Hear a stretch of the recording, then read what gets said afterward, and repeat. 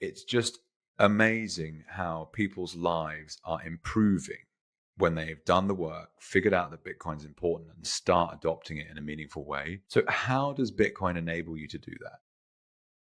Basically, just providing optionality for me is, for us as a family. Financial independence and financial security has always been front of mind. I may have mentioned just earlier in this conversation that we're not quite there yet. I haven't quite escaped the fiat slave mine yet. There's actually hope. There is a real plausible option to be able to do that. But really what it's done is it's just provided optionality. It's provided the security by having a financial asset unencumbered by traditional investment, the mainstream investment. Like, the landscape in investing is so tied into the decisions of a few. And when people really start to understand that, it's are the Reserve Bank of Australia, are they going to raise interest rates this month or are they not? Everything is so tied to the decisions on money printing and the decisions of the Federal Reserve in the US, the Reserve Bank in Australia. A lot of the traditional finance assets are outside of our control. They're outside of, do we have the ability to really predict what's going to be going on? And I think Bitcoin, while it is affected by those things, it sits outside of that system. It's a completely decentralized system that I don't have to rely on anybody, right? And what that's enabled me to do is lean into that a little bit heavier as a family man, get a bit more of exposure to that. And what that's actually done is been able to provide a level of financial security for me to be able to sit back now and go, well, now I can take my foot off that accelerator a little bit around the hustle. And it's provided me a foundation of financial stability that I'd never thought I'd actually achieve. Well done. It's not easy. It's really not easy to figure out, what is this thing? I like the phrase, Bitcoin's hard to see, but it's hard to unsee. And that holds true for everyone, whatever walk of life you come from. There's a different problem it solves for you, or it solves so many different problems, but generally speaking, everyone's got a slightly different angle on it. It's just mad how, yourself certainly one of these people. If there's one thing, there's this handful of, and it is men, let's be clear about that I've met through the Australian Bitcoin scene, who I've become friends with. Yes, we have our own stuff going on in our own worlds, but in the Bitcoin scene, we've become friends. And it's the fact you've been able to reclaim your time. And you're not the only one that's been able to do this. So it's not a fluke. It's very real. And maybe you could paint a picture of what would it look like if you hadn't studied Bitcoin and started using it? I'll be working away week to week, missing out on all the time with the children. That's what I did up until the last couple of years, where, again, it's been a gradual process for me to be able to roll some of that back. But that's basically what I had to do. Monday to Friday was work away from home to be able to shift the needle. Yeah. And that was, directly in my line of work where I've come from. If you did go away, that meant you were financially compensated for that. That was the incentive to do it. So, that's why I spent those really early years of my kids' sort of infancy away from home, because I had to financially provide for them. We made some decisions in and around how we wanted to bring the children up. We wanted wife to be home as much as possible. We didn't want her slaving away, for 40 hours a week. She did work during that time, but we didn't want before and after school care, and to each their own, whatever your personal circumstances. That's not a judgment on anybody who's, even forced or chooses to do that. But for us, we wanted to have the mother at home spending as much time with those kids as possible. So that meant I had to work away, because I couldn't, from a 9 to 5 living in Cairns where we were from, I couldn't find a job that I could come home every afternoon and be home and be able to financially shift that needle. So that's why I, chose to enter into employment where I did work away quite a bit. And that was purely a financial decision to do that. I didn't enjoy working. I don't enjoy spending time away from people, from my family, but that's the choice. That's what I was sort of forced into, be able to actually get ahead.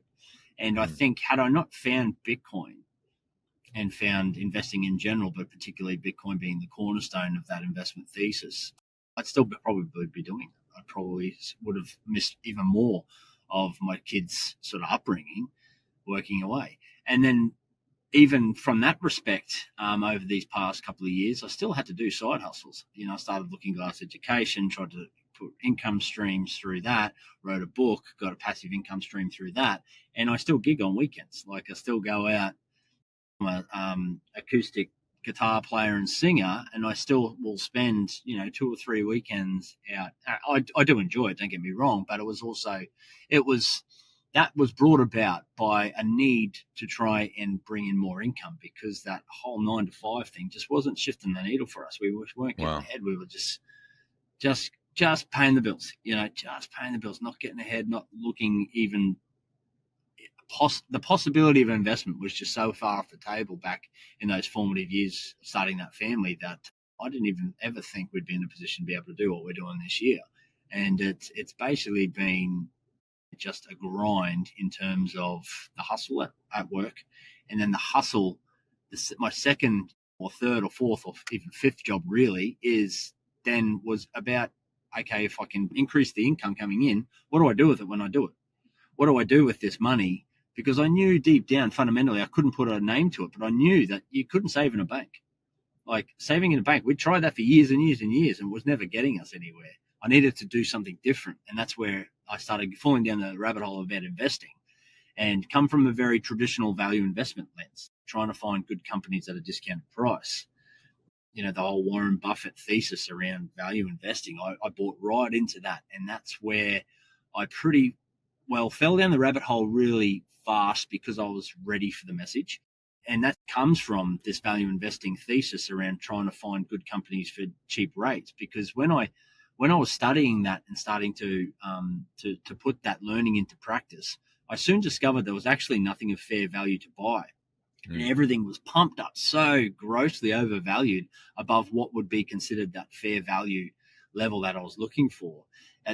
That's when I started looking a little bit deeper, tearing the lid off and saying, well, why is everything so overvalued? Why are we paying millions of dollars for property in and around Sydney? Why is property just going through the roof? Why is it now becoming unaffordable for kids to even save a deposit to buy a property? There's got to be some fundamental reason for it under the hood, and it's money printing. So by the time I'd done all that work, like working my ass off, hustling, multiple income streams, by the time I learned about Bitcoin and the thesis of why Bitcoin solves all of these things that we keep banging on about week after week on these podcasts, I was really primed for the message. So when I got that message, I got it pretty quickly. And being from a technical background, I've got an electrical engineering background, obviously coming across the Bitcoin thesis, I thought, this is too good to be true. There's got to be something fundamentally wrong with this. Why does it exist? Surely it can be hacked. Surely it can be co-opted. Surely it can be corrupted. And then falling down that technical rabbit hole around, okay, what's the mechanics? What's under the hood of this Bitcoin thing? How does it actually work? I got the message really quickly, and I got it really deeply from a fundamental understanding of what it is, because I thought once I'd done the work on understanding the protocol, understanding how it worked, it was like, holy shit, this thing is unstoppable. And it's an unstoppable force, and its time has come. And I think all we need to do now is look around the investment landscape, like that first conversation, Jake, that we had in 2022? Yeah, 2022 sometime, yeah. Could you ever imagine the political landscape, the conversation being like we're having in these last couple of months with strategic reserves and the sovereign wealth funds and institutional adoption? Like this is the Bitcoiner's wet dream. The 2022 Bitcoiner's wet dream is happening right now. I never thought we would be in the position that we are. And I think price, well, we've just recording this in, the 4th of March, 2025. We've just had a very significant correction from where we've been in all-time highs, and it's a temporary glitch in the matrix as far as I'm concerned. I think correct. There's so much wind in the sails of what's happening with Bitcoin in and around the landscape that I think this bull market hasn't even started. No, and I agree. What's fun as well, Daz, to reflect is I was still working full-time as a shipbroker back then, and admittedly I come to this from a different perspective in terms of an inheritance and investing money, like trying to figure out how to look after it. But the process of still being in full-time employment to now I feel so much more confident about the future. and I've been through a big reallocation process. And I wouldn't have bet in 2022 that I'd be sitting here starting up this new podcast, chatting to you, who's also like basically in control of your own time. And that's wealth, right? Like I don't really care if it's 100K a coin. It's more like, what does my day-to-day look like? And I am in a very fortunate position to be thinking very heavily and sensibly about homeschool. Like with 3 young kids, I don't necessarily need to send them somewhere to school. I can be at home for 50% of their day and it doesn't affect my balance sheet. And that's fucking wild, right? That's magic. And that's because of Bitcoin.